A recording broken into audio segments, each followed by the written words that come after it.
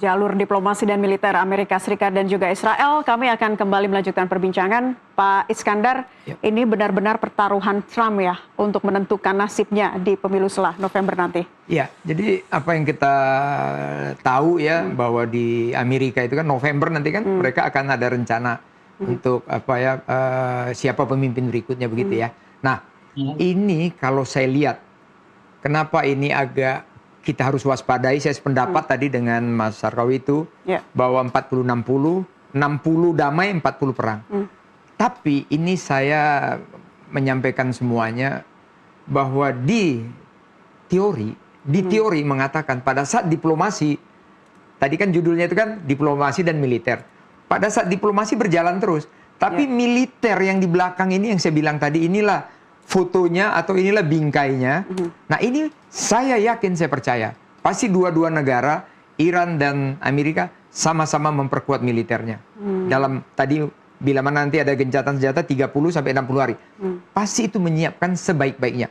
Manakala nanti 30-60 hari gagal lagi, jadi perang lagi, disitulah yang akan kita takutkan. Kenapa? Mereka kan sudah menyiapkan lagi akan terjadi pertempuran lagi yang beberapa hari kita yang lalu pertama itu kan udah hancur-hancuran, akan lebih dahsyat lagi. Nah disinilah penentuannya yang saya takutkan.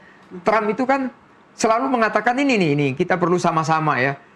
Kalau mungkin nanti bisa diluruskan sama Mas Sarkawi, itu Amerika selalu mengatakan Great American Again, Great American Again. Ini slogan yang apa ya? Kalau saya lihat ini yang perlu kita apa ya? Jangan terlalu demikian lah ya.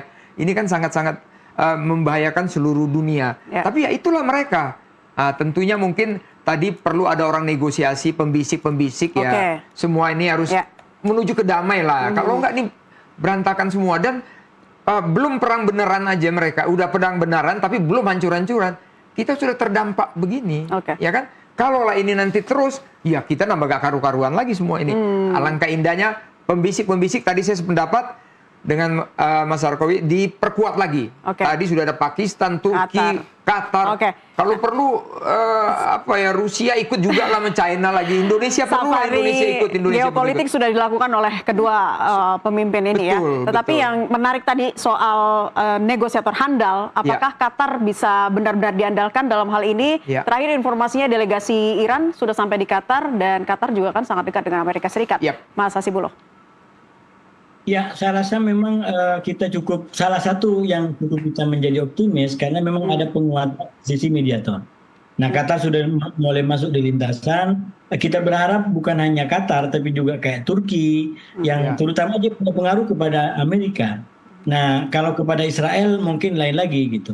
Nah, juga Indonesia menurut saya. Karena Indonesia itu punya peluang. Yang pertama, Presiden punya kemampuan untuk komunikasi dengan semua. Walaupun mungkin dalam konteks politik domestik, wah ini ngapain kok usulkan presiden. Saya mengatakan ketika sebut Indonesia bukan hanya presiden. Indonesia itu adalah sebagai sebuah negara dengan keahlian-keahlian kita semua. Nah pakar-pakar kita, profesor-profesor kita, politisi-politisi kita itu banyak yang terbukti punya kehebatan untuk menyelesaikan konflik. Konflik di Aceh, konflik di Ambon, konflik di mana-mana lagi.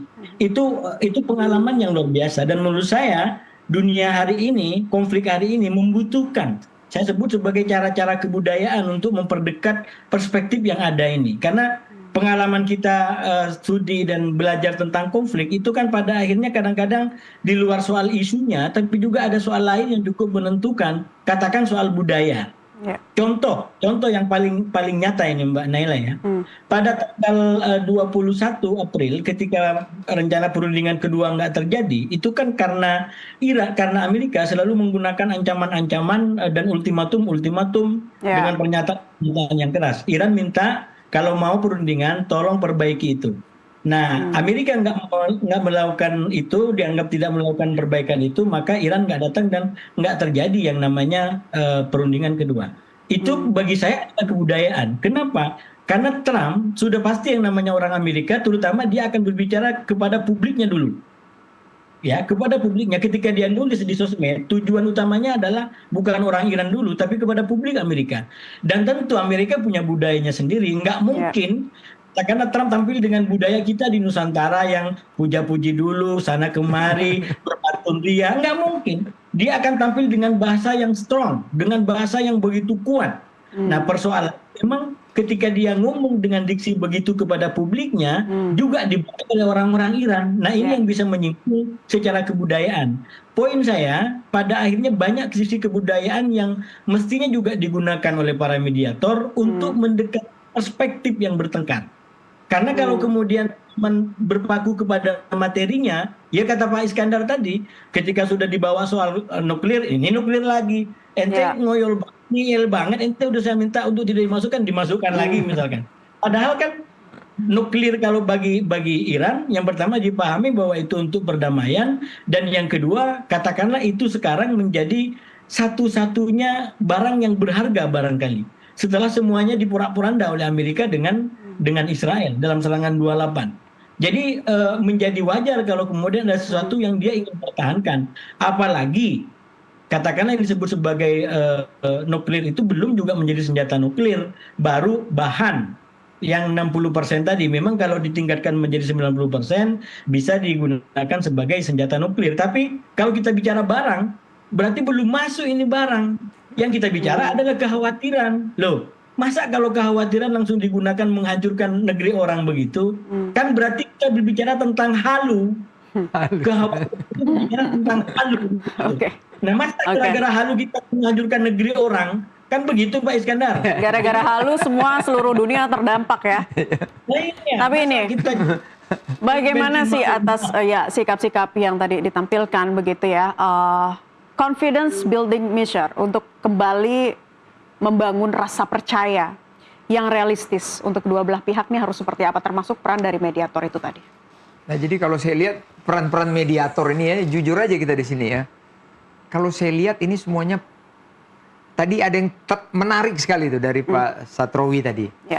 Kita begitu bersahabatnya dengan negara-negara Teluk ya, Iran dan lain sebagainya.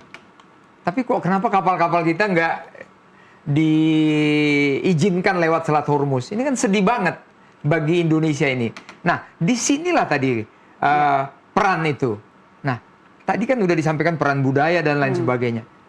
Alangkah indahnya ya, alangkah indahnya Menteri Luar Negeri kita ini dialoglah dengan mereka, bawa budaya-budaya kita ini ke sana. Kita tampilkan di sana sehingga persahabatan itu bukan persahabatan dengan dengan kalau di kita itu ada Amerika di saja. TNI itu ada Navy to Navy, Army to Army, bukan. Jadi budaya ini perlu, benar saya sependapat dengan Pak Satrowi tadi. Budaya ini kita bawa, dengan kita bawa mereka juga senang budaya kita. Semua itu kita bisa bisa damai dan kita bisa menjembatani juga. Nah, ini peran diplomasi itu berada di Menteri Luar Negeri. Nah, alangkah indahnya di sini ya marilah Menteri Luar Negeri menyampaikan kepada Iran, kapal tanker kita tuh gimana tuh? Saya tahu upaya itu sudah ada, saya tahu. Saya juga dengar semua dari teman-teman Ring 1 sudah diupayakan. Tapi apa? Kurang agresif kali? Nah, ini yang saya nggak tahu nih. Makanya mungkin dengan membawa budaya ke sana, orang beda loh Mbak. Begitu kita melihat budaya, saya ke Papua, lihat budaya Papua begitu indahnya. Saya cinta sama Papua. Bisa begitu narinya semangat. Nah, mungkin dia dengan bawa tari ondel-ondel Jakarta ke sana kan. Mungkin jadi orang Iran, lepaskan Selat Hormuz tuh, bawa tuh kapal. Biar kita punya energi kembali normal, kita belinya itu sudah lebih murah lah begitu Mbak. Kalau dari saya begitu Mbak. Karena ini ada semacam harapan damai ini menjadi sentimen positif juga. Betul. Emas menguat loh tadi. Nah, Mas ini baru sentimen yang positif. Tetapi bagaimana memastikan bahwa kita bisa nggak sih Mas Hasibuloh coba melangkah lebih agresif lagi untuk bisa didengar? Kalau bagi saya bisa sekali. Cuman memang jangan berpikir one man show bahwa ini harus presiden. Presiden hebat sekali sudah bisa mendekati, berkomunikasi dengan seluruh pemimpin ini. Dan menurut saya bagian daripada kekurangannya memang ini kan seakan-akan harus state actor yang melakukan mediatornya. Di Pakistan orang-orang militer gitu kan, kemudian di Qatar itu juga orang-orang pejabat gitu. Padahal saya yakin di negara-negara itu banyak juga ahli-ahli tentang resolusi konflik yang bisa berperan gitu. Nah, menurut saya bukalah keran itu, bahwa orang hebat itu bukan hanya pejabat, banyak akademisi, banyak ahli yang itu bisa dilibatkan. Bahwa kemudian nanti pembuka pintu komunikasi awal adalah para pejabat yang punya wewenang, itu menurut saya iya. Tapi setelah kunci dibuka, mari kita usul nama-nama yang tadi bisa kita sebutkan nama-namanya, dan dari situ mungkin akan mengkerucut bagaimana pembicaraan itu menjadi pembicaraan yang lebih cair, pembicaraan yang tidak selalu menegangkan gitu. Apalagi sampai dikasih ondel-ondel kata Pak Iskandar itu. Lumayan.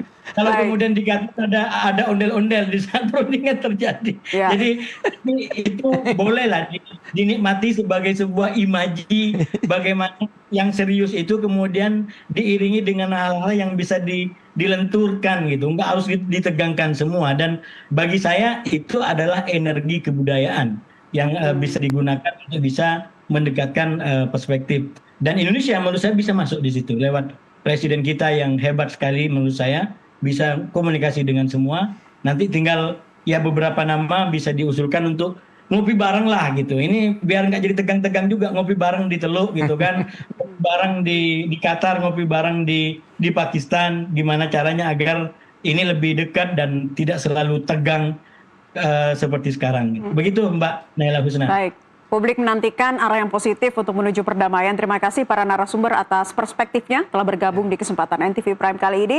Mas Hasibullah Satrawi, pengamat Timur Tengah, dan Laksda TNI Purnawirawan Iskandar Sitompul, Kapus Pen TNI 2010-2014. Terima kasih atas waktunya. Pemirsa, diplomasi terus dijalankan, namun peluru belum disarungkan. Inilah potret terkini hubungan Iran-Amerika Serikat yang masih menyisakan tanya. Mampukah kedua pihak menemukan titik temu? Kita akan kembali usai jeda.